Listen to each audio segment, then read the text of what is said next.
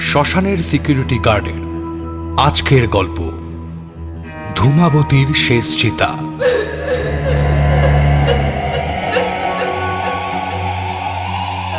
এই ঘটনার সমস্ত চরিত্র, স্থান, কাল সবটাই কাল্পনিক। কোনো জীবিত বা মৃত ব্যক্তি বা কোনো সম্প্রদায়ের কুসংস্কার, সংস্কৃতি ও ধর্মীয় ভাবাবেগের সাথে এর কোনো মিল খুঁজতে যাবেন না। এটি শুধুমাত্র বিনোদনের উদ্দেশ্যেই নির্মিত। শ্মশানের সিকিউরিটি গার্ডে আগের পর্বে আমরা দেখেছি জিন কিন্তু কয়েদ করে নিয়েছে পুরোহিতকে। জমে উঠেছে ধূমাবতীর শেষ চিতার রহস্য। আগের পর্বগুলো দেখার জন্য প্লে লিস্ট ফলো করুন। ভিডিওটি শেষ পর্যন্ত দেখবেন, কারণ শেষে রয়েছে আজকের পর্বের নতুন প্রশ্ন ও আগের পর্বের সঠিক উত্তরদাতাদের নাম। ৬২তম পর্ব। আয় আয় ওটা ছাড়, আমাকে কেন বন্দি করলি? ছাড় আমায়। এই যে ভাইয়া, আমি তো আপনাকে ধরতে আসিনি, এসেছিলাম আপনার যজমান রাখাল সরকারের আত্মাকে খুঁজতে।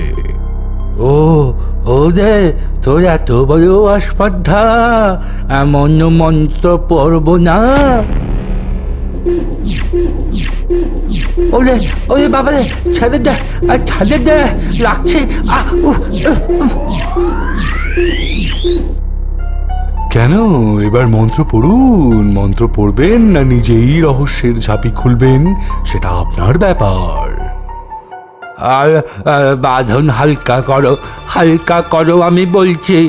আগে বলুন, কি করে জানলেন যে আমি এখানে? আমায় চেনেন? আর যদি চিনেও থাকেন, মরে গিয়ে ভূত হয়েছে না যা এতগুলো দিন হয়ে গেল, ভূত আইডেন্টিটি বানাননি কেন?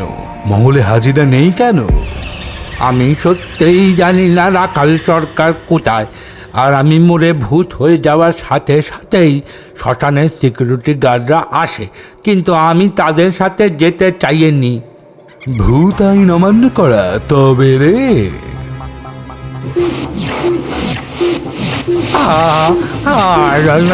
না, ও যে বাবা রে, ভূত হয়েও শান্তি নেই।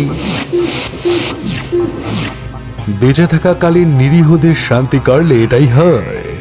সারা জীবন জাতপাত নিয়ে লড়াই করিয়েছেন, নরকে চলে যাননি, এটাই বাছোয়া। আমার কাছে বেশ কয়েকটা প্রশ্ন রয়েছে আর হাতে সময় রয়েছে খুবই কম, তাই তাড়াতাড়ি বলুন, কোন পাথর দিতে চেয়েছিলেন রাখাল বাবুকে? আর পুরুলিয়ার শেষ মানব নিমাইয়ের কেসটাই বা কি? আর এই অদ্ভুত বালিয়ারি রহস্যটাই বা কি? আমি রাখালবাবুর মনোরক্ষা করবার জন্য আর নিজের কমিশনের আমদানিটা সঠিক রাখবার জন্য আমাদের পূর্বজদের নারায়ণ মন্দির থেকে চুরি করে শালগ্রাম শিলা এনে দিয়েছিলাম রাখালবাবুকে, আর বলেছিলাম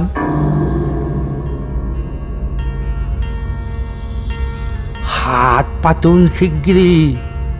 ওমা, হাতে আমার কি দেবে গা এ মাঝরাতে?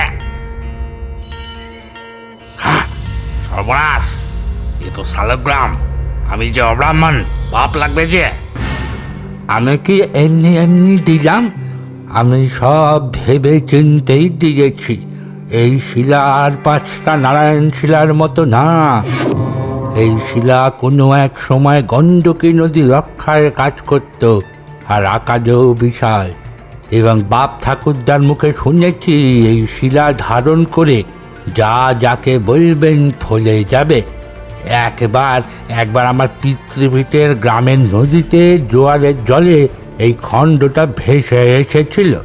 আমার তস্য আর তার তস্য পিতা খুঁজে পেয়ে গেছিল। একেবারে তখন থেকে আমাদের সাথে এই শিলা। আজ আজ আমি আপনাকে দিলাম, এবার আপনি কিন্তু একে খুব বুঝে বুঝে ব্যবহার করবেন। বসিরকে এবার জব্দ করুন, আর আমার দিকটা একটু ভাববেন।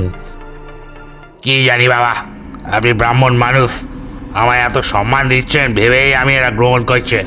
বলুন, কি করতে পারি আপনার জন্য? বাবা, এসব কি আর মুখে বলা যায়? যা দিবেন ভালোবেসে মন থেকে ঈশ্বরের নামে। ঠিক আছে, করে এদিকে আয়।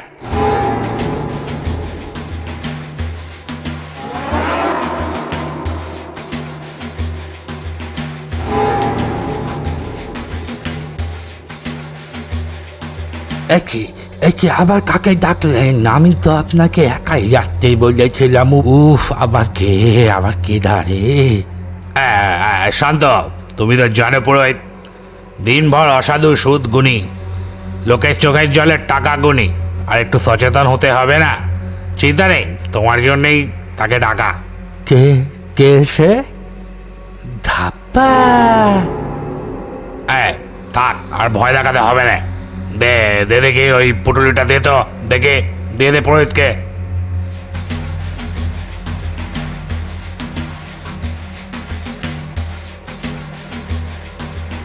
এই যে ঠাকুর মশাই, নিন। হ্যাঁ, এতে কি রাখাল বাবু? আর এই ডুমি বা আপনার সাথে কি ব্যাপার? ঠাকুর মশাই, মনে এত প্রশ্ন কেন? ঠাকুরের উপরেই না হয় একটু ভরসা রাখুন। আপনি আমার মালিকের উপকার করেছেন, আর আমার মালিক আপনাকে ভরিয়েই দেবে। রাত বাড়ে যে, আর চিন্তা না করে যান, বাড়ি যান।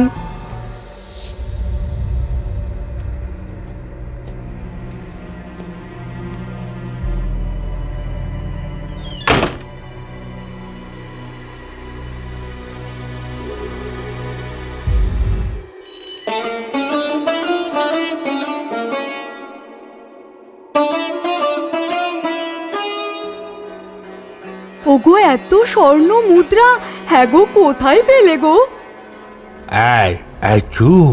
চুপ করো, চেঁচিও না গো, দেয়ালেরও কান আছে। না না, এই তো চুপই আছি, কিছুই কইতেছি না গো। গো মা ধূমাবতী আমাদের ওপর চোখ চেয়েছেন গো। মা গো মা, কতদিনের স্বাদ কোমরের বিছেটা বাঁধানোর। বেছে বাঁধাচ্ছে, আমি সারাদিন ফুল ছিঁড়ে ছিঁড়ে কঠিন কঠিন মন্ত্র পড়ে চেঁচিয়ে কষ্ট করে রোজগার করব, আর উনি বিছে বাঁধাবেন। ঢং ঢং করো। যাও গিয়ে ফাঁকা সিন্দুকটাতে গিয়ে ভরে রাখো, কাল আবার সকাল সকাল ছাগ বলি।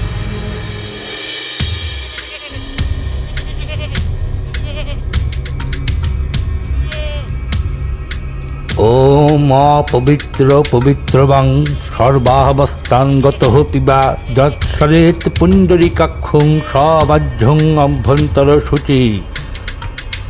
পাপহং পাপ কর্মহং পাপাত্মা পাপ সম্ভাবন ত্রাহি মাং পুণ্ডরীকাক্ষং সকল পাপ হর হরি। ওম শান্তি শান্তি শান্তি।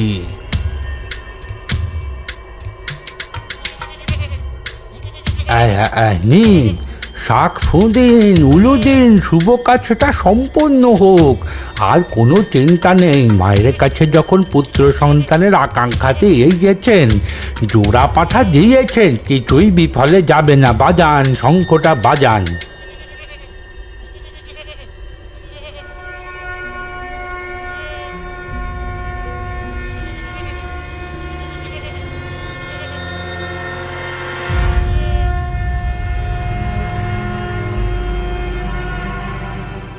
হাজার আটের কিসের সংকল্প? তেমন কোনো সংকল্পই নয়। আর এটাও ঠিক, যতবার বলি দিতাম তারপরেই গ্রামের নানান অকল্যাণ হয়ে যেত। এই যেমন নৌকা ডুবি, খরা, বন্যা, মহামারী। আবার নিজেরটাও তো ভাবতে হবে। আসলে পুরোহিত মানুষ, শাক বাকলা খেয়ে খেয়ে থাকতাম। ওই শাক বা পাতা বলি হলেই আমরা একটু ভালো মন্দ খেতুম আর কি। তাই যার যা বিপদ হতো বলতাম, বলি পূজা করলে দুঃখ মোচন হবে। ছি ছি ছি, সংস্কার আর কুসংস্কারের মাঝে দাঁড়িয়ে থাকে আপনাদের মতন লোকেরা সমাজের আসল ক্যান্সার। পূজা নয়, অর্চনা নয়, আরাধনা নয়, সাধনা নয়, আপনার আসল উদ্দেশ্য ছিল লোভ। তারপর পুরোহিত মশাই, তারপর শুরু হয় আসল সমস্যা রে বাবা। ওলে বাবলি, আমার চাঁদের বুড়িটা কই রে? সোনার চাঁদের বুড়িটা কই রে আমার মা? তা হ্যাঁ গো, এতগুলো টাকা ধার নিলাম রাখাল সরকারের থেকে, এত যাগযজ্ঞ জোড়া বলি কিছুতেই কিছু না, শেষে কিনা মেয়েই হলো আমাদের। এই সবার বলো না, যা মা চেয়েছেন তাই হয়েছে। মা যেটা করেন সেটা মঙ্গলের জন্যই হয়।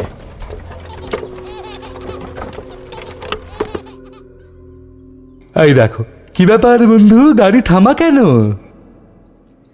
এই শুভেচ্ছা শুভেচ্ছা ভাইপো, অনেক অভিনন্দন। মুখটাই দেখালে না শিশুর, এইটা কি ঠিক? ওই আসো, নেমে আসো। যেও না, অন্য কোনো বাহানা দে। কি যে বলো, যেতে যে হবেই, ডাকছে তো, না গেলে যে অশান্তি হবে। আরে কই গো ভাইপো, আসো, একটু চাঁদ বদনটা দেখি তোমার। ধুর, আর কতক্ষণ? এই নিমাই যা তো, গিয়ে নিয়ে আয় ওই ভাইপোকে।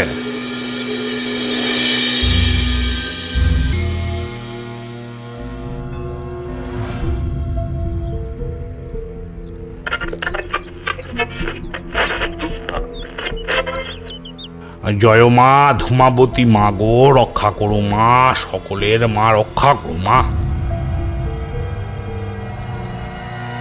আমি তো আপনাকে বলেইছিলাম যে 2 মাস পরে যেখান থেকেই হোক দিয়ে যাব, তাও আপনি।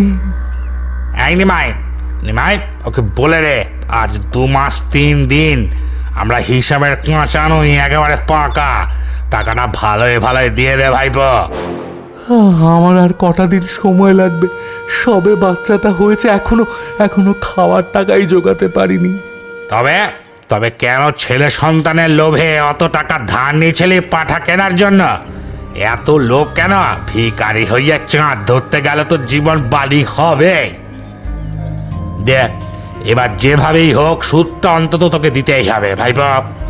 আমার কাছে যে সেটাও নেই এখন। তোর বাবা ভালো লাগে নে। আরে মাই, বুঝে নে বাবা।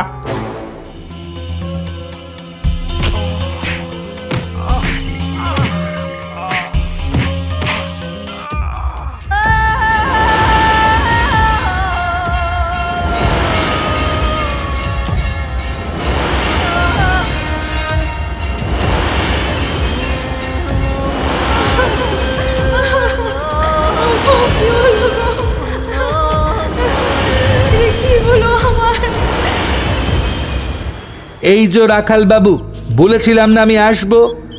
এবার তোমার খেলা শেষ, তুমি এবার পাত্তারি গোটাও। অনেক অত্যাচার করেছো গরিবের উপর। এই বসির, আমি তো তোরই অপেক্ষা করছিলাম। আমায় নিশ্চয়ই তুলতে এসেছিস, আমার কারবার বন্ধ করবি, কিন্তু তার আগে যে তুই শেষ হয়ে যাবি। কে কাকে শেষ করবে সে তো সময় বলবে। আপাতত তুই এখান থেকে উঠবি। ওঠ, এখনই ওঠ।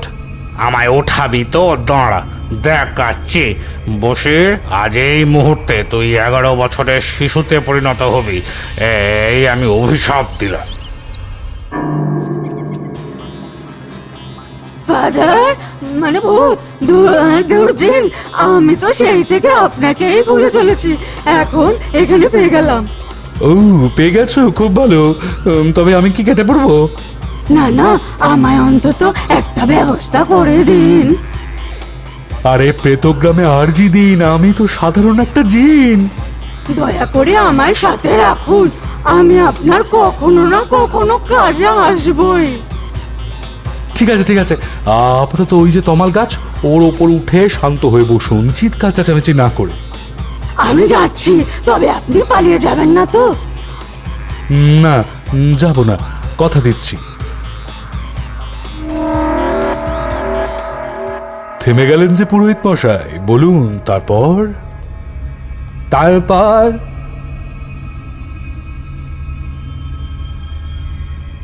আগের পর্বের এত সঠিক উত্তর পেয়ে সত্যি খুব ভালো লাগছে।